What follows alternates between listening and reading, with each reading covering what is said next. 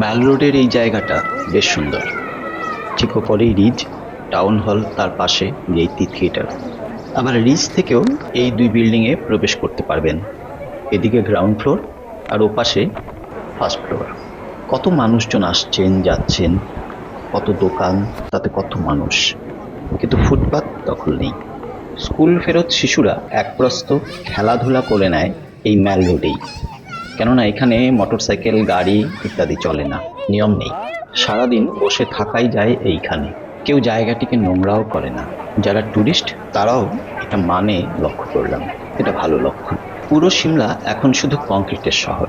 শুধু এই ম্যাল, রিজ এই অংশটাই 18 বছর আগে যে সিমলাকে দেখেছি তার মতোই রয়েছে।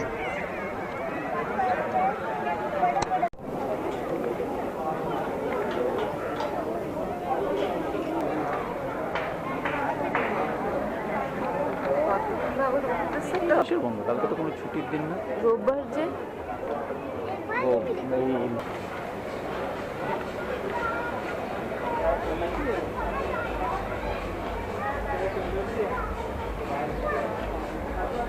হাইকোর্টের দিকটাও বেশ পরিচ্ছন্ন রয়েছে।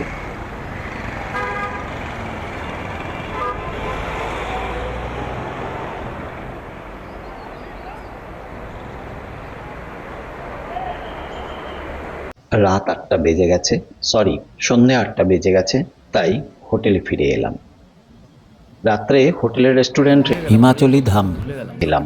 সাধারণত এটা বিয়ে বাড়ি অথবা কোনো সেলিব্রেশনে খাওয়া হয়ে থাকে। টেস্ট করলাম। আজ সিমলায় আমাদের 4র্থ দিন। ব্রেকফাস্টের পর বেরিয়েছি হোটেল থেকে।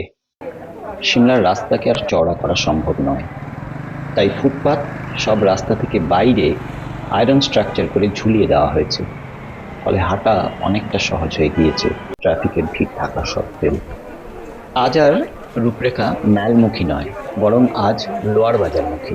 ম্যাল রোডের নিচের অংশটাই লোয়ার বাজার, বিরাট বড় বাজার, সবই পাওয়া যায় এখানে। রাস্তার ধারে দোকানি পসরা সাজায়, কিন্তু গাড়ি, স্কুটার, মোটরসাইকেল ইত্যাদি চলে না, তাই কোনো অসুবিধাও হয় না চলাফেরায়। 1800 শতকের শেষের দিকে এই বাজার গড়ে ওঠে। এটা 1890-এর ছবি বলে বলা হয়। শুনলাম এখানে 1860 সালের দোকান এখনো চালু আছে, তবে দেখা হয়নি। আমার আজকে পোর্টারের কাজ। রূপরেখা এ দোকান ও দোকান, ফুটপাত কিছুই বাদ দিচ্ছে না। তাই এই অবসরে জানিয়ে রাখি, সিমলা ছিল একটি ছোট্ট জঙ্গলাকীর্ণ গ্রাম, যার নাম ছিল শ্যামলা। মা শ্যামলা দেবী বা মা কালীর নামানুসারে।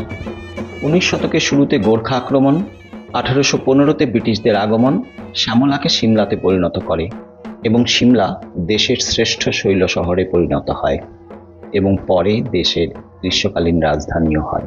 আপাতত মার্কেটিংয়ের বিরতি, হোটেলে ফিরে চললাম।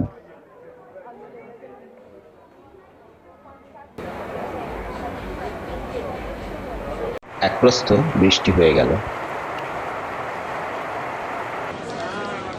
সন্ধ্যায় আবার পৌঁছলাম ম্যালে এবং তারপর রিজে।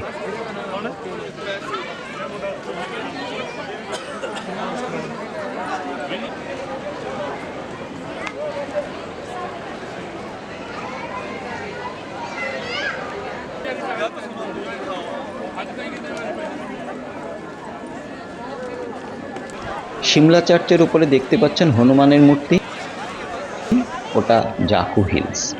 ওখানে বসানো হয়েছে 108 ফুট উঁচু হনুমানের মূর্তি।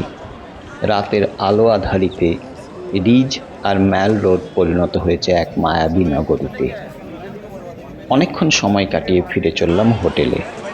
কাল সকালে দিল্লি ফিরতে হবে।